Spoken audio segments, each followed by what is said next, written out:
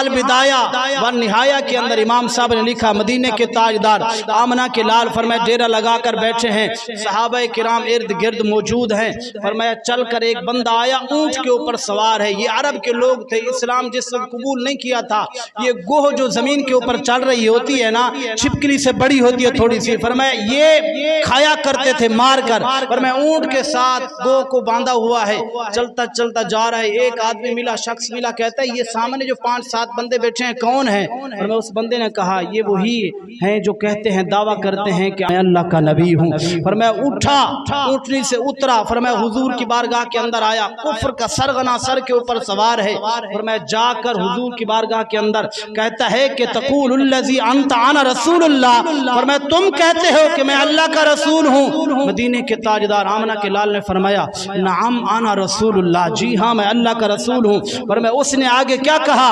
فرمایا فضربت عنقک، فرمایا اگرچہ یہ معاملہ طے نہ ہوتا تمہاری اور ہماری برادری کے اندر تو میں آپ کی معاذ اللہ نعوذ باللہ نقل کفر نباشد، فرمایا تمہاری گردن سر تن سے جدا کر دیتا۔ یہ جملہ کہا حضرت عمر فاروق بھی وہاں موجود تھے۔ حضرت عمر فاروق رضی اللہ عنہ حضور کی بارگاہ کے اندر عرض کرتے ہیں اگر آپ مجھے اجازت دیں، یہ بکواس کر رہا ہے، اس کی گردن نہ اڑا دوں۔ مدینے کے تاجدار آمنہ کے لال نے فرمایا عمر بیٹھ جا، تمہیں پتہ نہیں ہے اللہ نے مجھے لقب دیا ہے وما ارسلناک الا رحمۃ للعالمین، فرمایا عمر تو بیٹھ جا،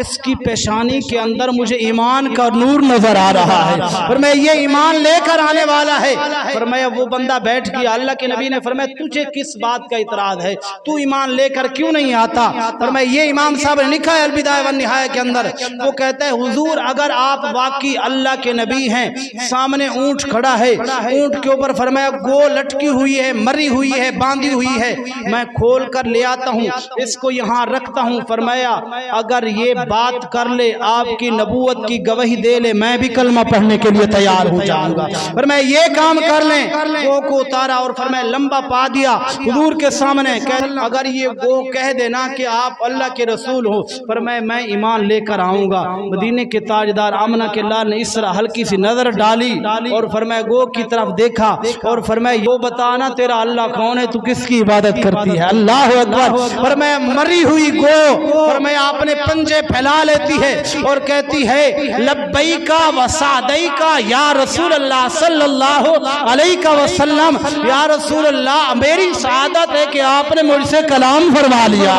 فرمایا میں خوش نصیب ہوں کہ آپ نے مجھ سے کلام کیا، فرمایا انت رسول اللہ،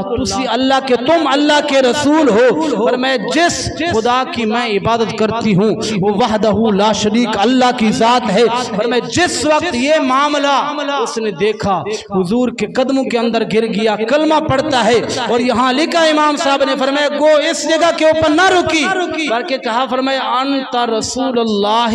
و خاتم النبیین، ایک تو آپ اللہ کے نبی ہو اور دوسرا اللہ نے آپ کے سر کے اوپر ختم نبوت کا سہرا سجا۔ یہ گو فرمایا ختم نبوت کی۔ آج کا بندہ بیٹھ کر دھرتی کے اوپر زمین کے اوپر اتنی بڑی غداری کر جائے کہ اس کو پتہ نہ ہو ختم نبوت کا۔